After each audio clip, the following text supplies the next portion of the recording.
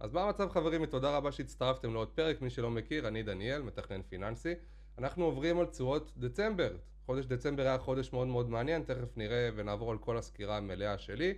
וחשוב מאוד לציין, אנחנו תמיד, אני כל חודש כמו שאתם רואים, מפרסם לכם את התשואות. תמיד התשואות מפרסמות פחות או יותר באזור בין ה-20 ל-25 לחודש העוקב, ואנחנו נראה את התשואות אחורה. לכם זה נותן אינדיקציה לראות מה גופים אחרים עשו, ואיך אתם יכולים לחשוב אולי לנהל את הכסף שלכם בצורה טיפה יותר טובה. כמובן לפני שנתחיל, כל מה שנאמר בערוץ הוא על דעתי בלבד, אינו המלצה לפעולה ואינו ייעוץ פיננסי. אז חברים, בואו נתחיל. היה לנו חודש מאוד מאוד מעניין בחודש דצמבר, ככה הוא נראה מבחינת גם המדדים המובילים.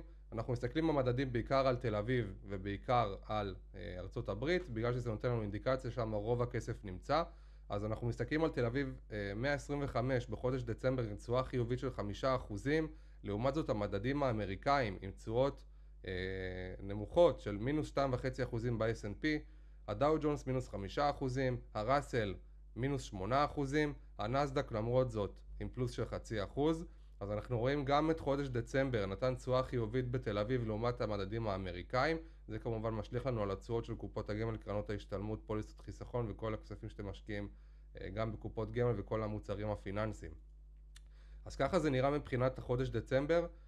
אם אנחנו מסתכלים על קרנות ההשתלמות במסלולים כלליים, אז אנחנו רואים את הפניקס במקום הראשון עם 1.3 בתשואה חיובית, ולמרות זאת את אלטשולר במינוס היחידים בקבוצה. ברמה השנתית אנליסט עדיין במקום הראשון, הפניקס שניים, הראל אחרונים. בקרנות ההשתלמות במסלולי המניות אנחנו רואים את תשואת דצמבר, הפניקס גם כן במקום הראשון, אלטשולר גם כן במקום האחרון. ברמה השנתית אינפיניטי ראשונים, הראל אחרונים. חשוב לי מאוד להתעכב שנייה פה על משהו. אנחנו יכולים לראות את מניות דצמבר ממש ממש דומה למסלול הכללי. זאת אומרת, מי שהיה פה בחשיפה של 100% מניות לא הרוויח כל כך הרבה לעומת המסלול הכללי, אז כן נתן רוח גבית דווקא באגרות החוב. אני אסביר לכם על זה בהמשך הסרטון. במדד ה-S&P 500 מינוס של 1.5% בממוצע. הסיבה שראינו מקודם מינוס 2.5 ופה מינוס 1.5, יש כמה סיבות. העיקר ביניהם זה כמובן היחס של השקל דולר, וכמובן פערי עקיבה, לטוב ולרע. אנחנו יכולים לראות שיש הבדלי עקיבה בין החברות עצמן, אבל פחות או יותר מתכנס לממוצע. ברמה השנתית ה-S&P 500 עדיין נתן תשואה חיובית של כ-25% בממוצע, לעומת מסלולי המניות האקטיביים, שנתן 22.5% בממוצע. אז זה מאוד מעניין. זאת אומרת, מי שהשקיע ב-S&P בגדול ב-2024, עקף את ההשקעות האקטיביות. וככה היה השנה. כמובן נתונים עוד יותר מעניינים כמו שראינו מקודם. אם אנחנו מסתכלים על מסלולים שהם יותר חשופים לסקטורים או אזורים מסוימים, אז אפשר לראות בעוקב מדדים גמיש שאנליסט נתנו תשואה חיובית של 5.3%. זה גם היה חודש לפני וגם חודש לפני מי שראה את הסרטונים האחרונים. למה? כי אנליסט חשופים במדד הזה ספציפית במסלול הזה ל-100% ישראל, וראינו כמובן את התשואות מקודם, זה משליך גם כאן. ואתם יכולים להסיק גם במה כאן פחות או יותר משקיעים. אז אם אנחנו מסתכלים לאנליסט, אנחנו יכולים לרדת למטה כאן, ואפשר לראות נכסים בחול 0%, הכל בארץ, הכל ישראלי. ולעומת זאת אם אנחנו ניכנס למסלולים אחרים שם, רק דקה.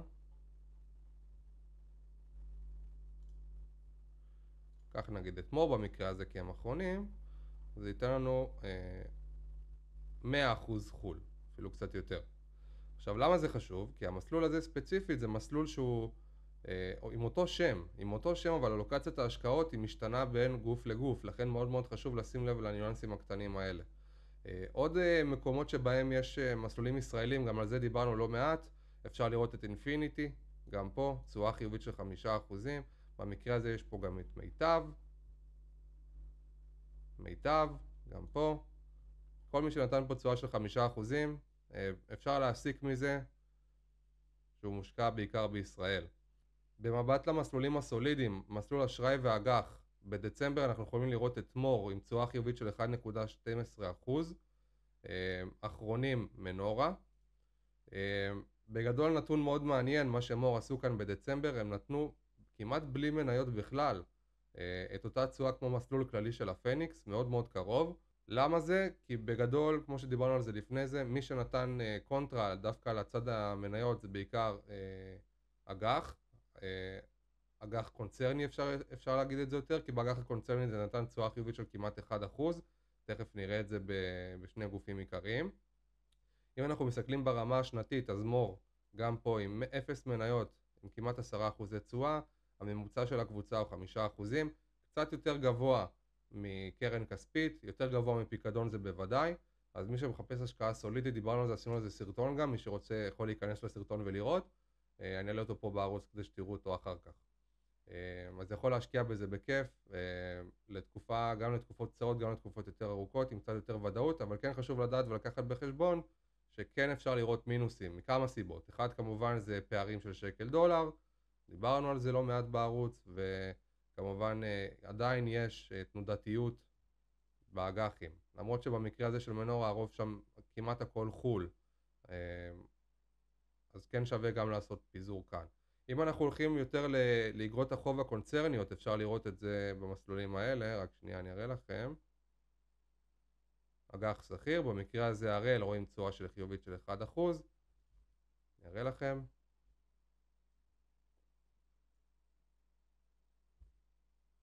אין פה מניות בכלל, כמעט ואין פה חול, נכסים בארץ, ואג"ח קונצרני, זה אג"ח קונצרני כמעט הכל פה. ואם אנחנו מסתכלים גם על המסלול של מור, אז אנחנו נראה דומה. הנה מור, ובעיקר קונצרני. אז הקונצרני בדצמבר נתן תשואה נהדרת ונתן קונטרה מעולה לתיקים למי שמושקע בקונצרני מעולה. כמובן זה לא משליך על ההמשך. אז נתון מאוד מעניין, אם אני שנייה רגע אני אוריד את המסך. יופי. אז נתונים מאוד מעניינים לדצמבר, אפשר לראות את זה.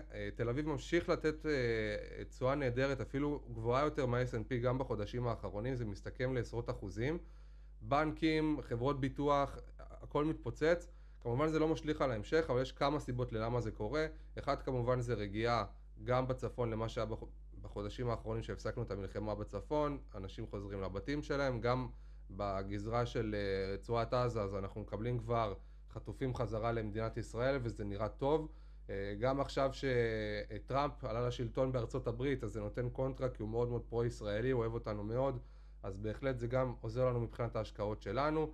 בסך הכל יש לנו כלכלה מאוד מאוד חזקה, יש לנו פה יציבות מאוד מאוד גבוהה. נכון, הריבית לא משתנה יותר מדי, אבל סך הכל ציפיות האינפלציה גם כן יורדות. אז למרות השנה המטלטלת שעברנו, השקעה בישראל זאת השקעה נהדרת, אפשר לראות את זה במדדים, במיוחד בחודשים האחרונים. בואו נסתכל פה על עוד נתון מעניין ובזה אנחנו נסיים.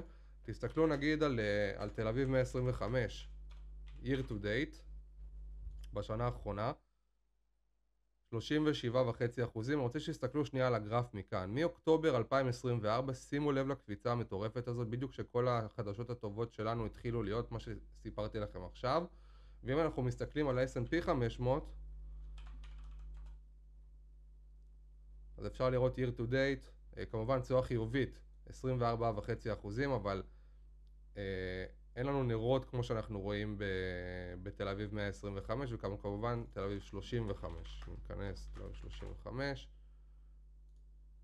גם כן 37%, אנחנו רואים בדיוק את אותה עלייה מסיבית. אי אפשר לדעת כמובן מה זה ישליך בהמשך, כמובן זה תלוי בהרבה מאוד תוצאות חיוביות, וגם כמובן להמשך העסקה. אז חברים, מקווה שעזרתי לכם היום שוב. מי שלא מכיר את הערוץ ואתם מוזמנים להירשם ולעשות לייק ולהפוך את הפעמון להכל כדי לקבל את כל ההתראות על כל הסרטונים שאני מעלה. ספציפית את הסקירות האלה אני מעלה בדרך כלל, אני מעלה אותם אחת לחודש. תמיד כשהנתונים מתפרסמים זה תמיד יהיה חודש לפני זה, אבל כמובן הקופות שלכם מראות לכם את זה הרבה לפני שאני מעלה את זה, אז אם זה נותן לכם אינדיקציה לראות מה קרה גם במקומות אחרים. אז שוב אני חוזר, כל מה שנאמר בערוץ הוא כמובן על דעתי בלבד, ואני מקווה שזה עזר לכם. אז עד הסרטון הבא, אני דניאל, יאללה ביי.